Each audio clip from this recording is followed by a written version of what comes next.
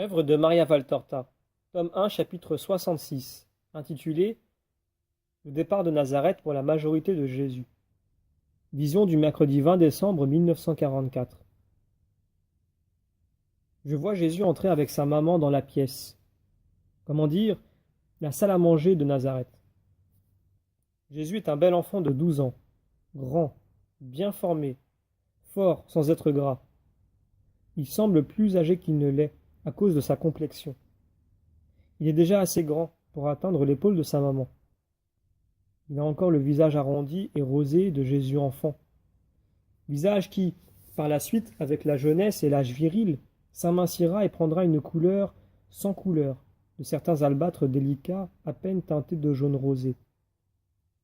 Les yeux aussi sont encore des yeux d'enfant, de grands yeux bien ouverts, avec une étincelle de gaieté dans le sérieux du regard. Plus tard, ils ne seront plus aussi grands ouverts. Les paupières les fermeront à demi, pour voiler la trop grande perversité du monde au pur, au saint. Ce ne sera qu'au moment des miracles qu'ils seront ouverts et étincelants, plus encore que maintenant, pour chasser les démons et la mort, pour guérir les maladies du corps et de l'âme. Ils n'auront plus désormais, avec cette étincelle de gaieté mêlée au sérieux du regard. La mort et le péché lui seront toujours plus présents et proches, et avec eux la connaissance vécue de l'inutilité de son sacrifice à cause des oppositions volontaires de l'homme. Ce n'est que dans ces très rares moments de joie, et parce qu'il se trouvera avec des âmes rachetées, spécialement avec des êtres purs, des enfants surtout, que cette ambiance fera briller de joie son saint regard plein de bonté. Et maintenant, il est avec sa maman, dans sa maison, et en face de lui est saint Joseph qui lui sourit avec amour, et il y a les cousins qui l'admirent et la tante Marie d'Alphée qui le caresse. Il est heureux. Il a besoin d'amour, mon Jésus, pour être heureux. Et en ce moment, il a cet amour. Il porte un vêtement souple de laine rouge, rubis clair. Il est moelleux, parfaitement tissé d'une étoffe fine et serrée. Au cou par devant, au bout des manches longues et amples, et de l'habit qui descend jusqu'à terre, court une grecque. Elle n'est pas brodée, mais elle est tissée en clair, plus foncé, sous le rouge clair du vêtement.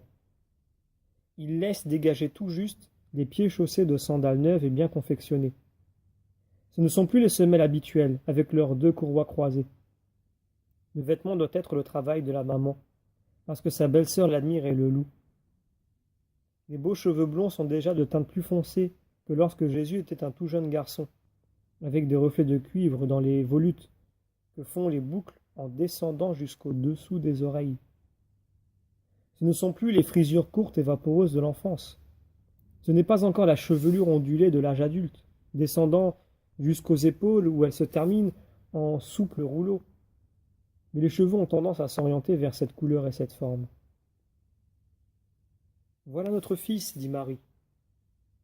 En même temps, elle lève sa main droite qui tient la gauche de Jésus. Elle semble le présenter à tous et confirmer la paternité du juste qui sourit. Et elle ajoute « Bénis-le, Joseph, avant de partir pour Jérusalem. La bénédiction rituelle n'a pas été nécessaire pour aller à l'école, premier pas de la vie. Et maintenant qu'il va au temple pour être déclaré majeur, fais-le et bénis-moi avec lui. Ta bénédiction, Marie étouffe un sanglot, ça lui donnera la force et à moi le courage de m'en séparer un peu plus. Marie, Jésus sera toujours à toi. La formule ne changera pas nos relations. Je ne te le disputerai pas, ce fils qui nous est si cher. Personne ne mérite comme toi de le guider dans la vie, ô ma sainte. Marie se penche, prend la main de Joseph et l'embrasse. C'est l'épouse, et combien affectueuse et respectueuse pour son compagnon. Joseph accueille avec dignité ce signe de respect et d'amour, mais ensuite il lève cette main qu'elle vient de baiser, la met sur la tête de son épouse et lui dit « Oui, je te bénis. Bénis, et Jésus avec toi. Venez, mes seules joies, mon honneur est le but de ma vie. » Joseph est solennel. Étendant les bras, les paumes tournées vers la terre, sur les deux têtes inclinées, également blondes et saintes, il prononce la bénédiction. Que le Seigneur vous garde et vous bénisse, qu'il ait pitié de vous et vous donne la paix. Que le Seigneur vous donne sa bénédiction. Et puis il dit, il est temps, partons. C'est l'heure favorable pour le voyage. Marie prend une ample couverture de couleur grenat foncé et le drape sur le corps de son fils, comme elle le caresse en le faisant. On sort, on ferme, on se met en route. D'autres pèlerins vont dans la même direction. Hors du pays, les femmes se séparent des hommes. Les enfants vont avec qui ils veulent. Jésus reste avec la maman.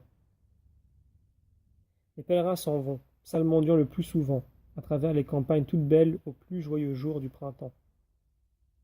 Fraîcheur des prairies, des blés, des frondaisons où viennent d'éclore les fleurs, cantique des hommes à travers les champs et sur les chemins, cantique des oiseaux énamourés dans les feuillages, ruisseaux limpides où se mirent les fleurs des rives, agneaux bondissants auprès de leur mère, paix et joie sous le plus beau ciel d'avril. C'est ainsi que la vision prend fin.